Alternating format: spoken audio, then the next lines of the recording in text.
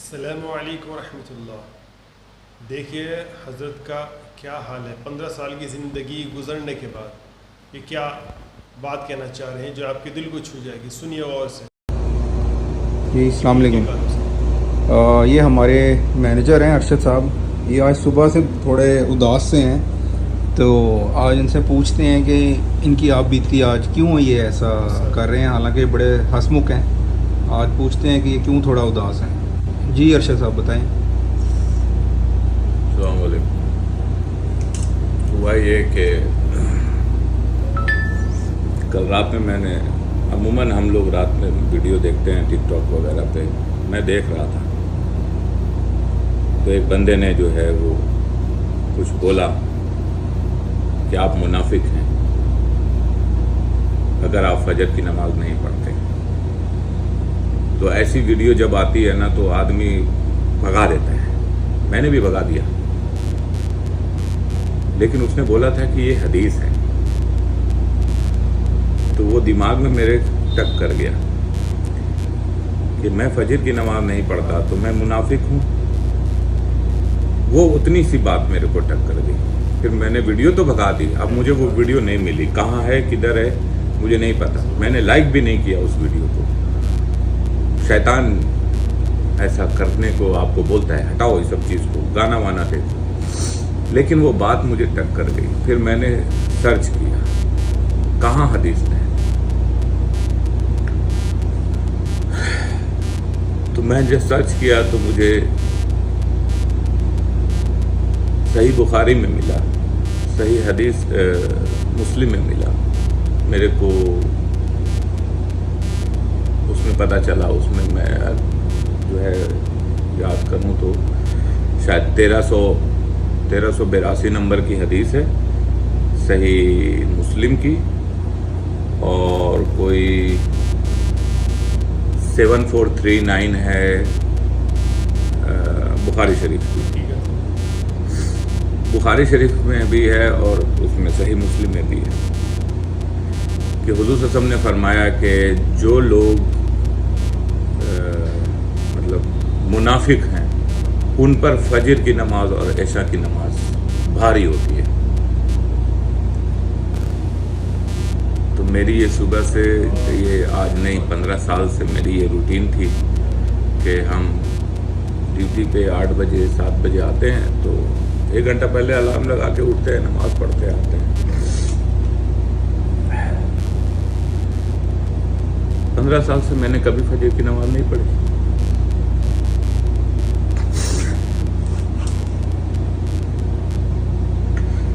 میں منافق،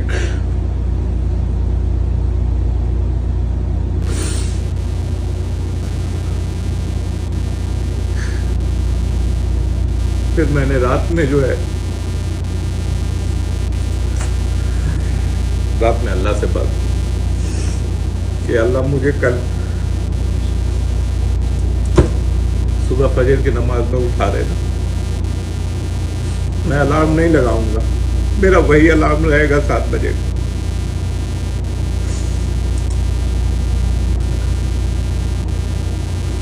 اللہ تعالیٰ نے میری دعا سنی، فجر میں نہیں تہجد میں اٹھا دیا۔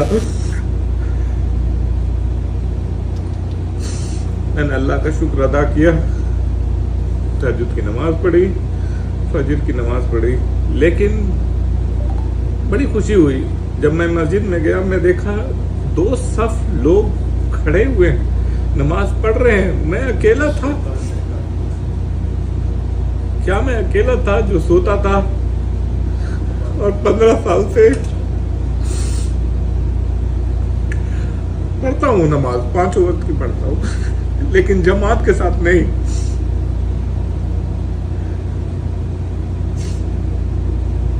کیا اللہ مجھے معاف کرے گا؟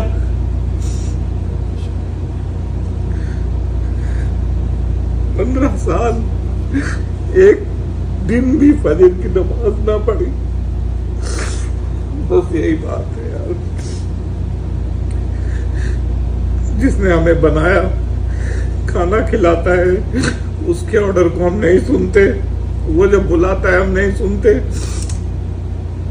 یہ کمپنیاں جس میں ہم کام کرتے ہیں یہ ٹائم پہ بلاتی ہیں, ہم ٹائم پہ آتے ہیں, ان کی سنتے ہیں. جن کو ہم نے 2-3 سال کام کر کے چھوڑ دینا ہے, دوسرے کے پاس جانا ہے, ان سے ڈر کے ان کے ٹائم پہ ہم آتے ہیں, اللہ کے ٹائم پہ نہیں آتے. تو ہم منافق ہی ہوئے نا.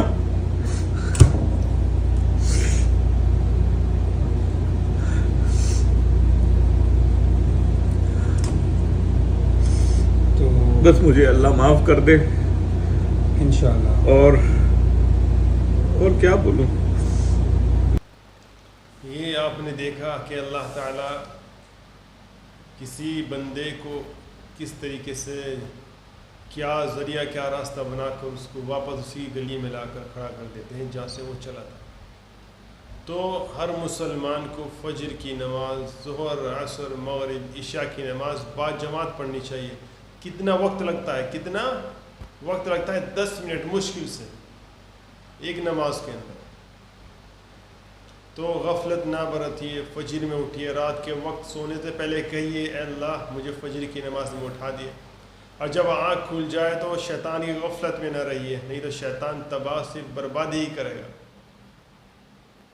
آپ کے لیے بہت آسان ہے, صرف 10 منٹ لگانے ہیں. اگر جو آپ کو کوئی یہ کہہ دے کہ بھائی فلاں شہر جانا ہے, آپ کی نوکری ہے, آپ کا کام ہے, آپ کا بزنس ہے, تو آپ وقت سے پہلے اٹھیں گے. ٹرین پکڑنی ہو, فلائٹ پکڑنی ہو, لیکن وہ اللہ جس نے ہمیں 2 آنکھ دی, زبان دی, دانت دیے, منہ دیا, کان دیا سننے کے لیے, آنکھ دی دیکھنے کے لیے, ناک دی سننے کے لیے, اور زبان دیا ذائقے کے لیے, اور یہ ہاتھ دے کسی چیز کو پکڑنے کے لیے, قدموں کو دیا چلنے کے لیے. اللہ کی بڑا احسان ہے. بس کیا بتاؤں, اللہ نے جو اتنی نعمتیں دی ہیں, لیکن ہم ایسے گنہگار بندے, خطا کار, سیاہ کار, مجرم بندے جو صرف گناہوں کی طرف توجہ زیادہ دیتے ہیں. اور اگر جو کبھی کوئی ثواب کر دیا تو کیا کرتے ہیں, دوسرے کو بتاتے ہیں کہ بھئی آج میں نے فجر کی نماز پڑھ لی, آج میں نے ظہر کی نماز پڑھ لی, عصر کی نماز پڑھ لی, مغرب کی نماز پڑھ لی.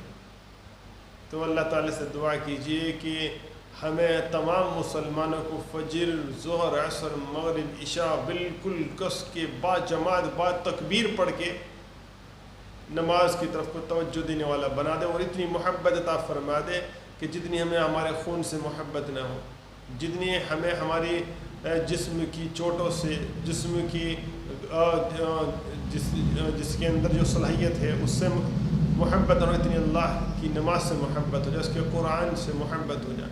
آپ یہ خود سوچئے کہ اللہ نے اگر جو ہم سے ایک آنکھ مانگ لی تو اور کہا کہ ایک آنکھ دے دے مجھے اور میں تجھے بہت ساری دولت دے دوں گا, تو آپ منع کر دیں گے. ہاتھ, منہ, کان, کوئی بھی عضو مانگ لیا تو 99% آدمی وہ ایسے ہیں جو منع کر دیں گے. لیکن اگر جو ڈاکٹر کہنے لگے کہ بھائی میں تیرے سے دولت لوں گا, کیا کہیں, دولت لوں گا, تیری اس خراب آنکھ کو میں صحیح کر دوں گا, یا تیری آنکھ خراب ہونے والی اس کے لیے میں تیرے سے دولت لوں گا, تو ہم کیا کریں گے, کہیں سے بھی گھر بیچ دیں گے, زمین بیچ دیں گے, جائیداد بیچ دیں گے, لیکن اپنی آنکھ, کان, ہاتھ, ناک, منہ سب جسم کو بچانے کی کوشش میں جد و جہد میں لگ جائیں گے.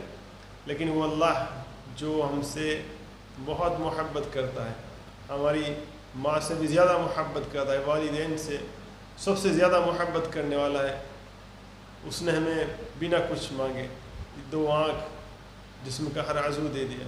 تو اللہ تعالیٰ سے دعا کی جائے کہ جب ہم مریں تو نماز اور قرآن کے عاشق ہو کر مریں, دنیا کے عاشق نہ بنے. اگر دنیا کے عاشق بن گئے تو یوں سمجھ لیے کہ مجنون کو الٹا کر دیا جائے تو مجنون ہو جاتا ہے نا, پاگل ہو جاتا ہے انسان. تو اللہ تعالیٰ ہمیں پاگل نہ بنائے, اپنے عشق میں پاگل ضرور بنا دے. تو دعا کیجئے ہم سب کے واسطے کہ ہم 5 وقت میں بعد جماعت اٹھیں, تکبیر پڑھیں, دوسروں کو بھی اس ویڈیو کو بتائیے, لائک سبسکرائب کریے نہ کریے وہ دقت نہیں ہے, لیکن دوسروں کو کہیے کہ بھائی فجر کی نماز ظہر, عصر, مغرب با جماعت پڑھنے کی کوشش کریں. اور اپنے گھر میں یہ نہیں کہ ایک فرد پڑھتا ہے اور دوسروں کو کہتا نہیں کہ بھائی نماز پڑھ لے, نہ پڑھ لے. جب وہ اٹھ گیا اللہ تعالیٰ نے اس کی آنکھیں کھول دی تو اسے دکھ بھی رہا ہے کہ سب سو رہے تو انہیں بھی کہے کہ نماز کا وقت ہو گیا اٹھ کر نماز پڑھ لو. تو دعا کیجیے ہمارے واسطے, اپنے والدین کے واسطے, ہم سب کے والدین کے واسطے کہ ہم نیک عمل کی طرف جائیں. السلام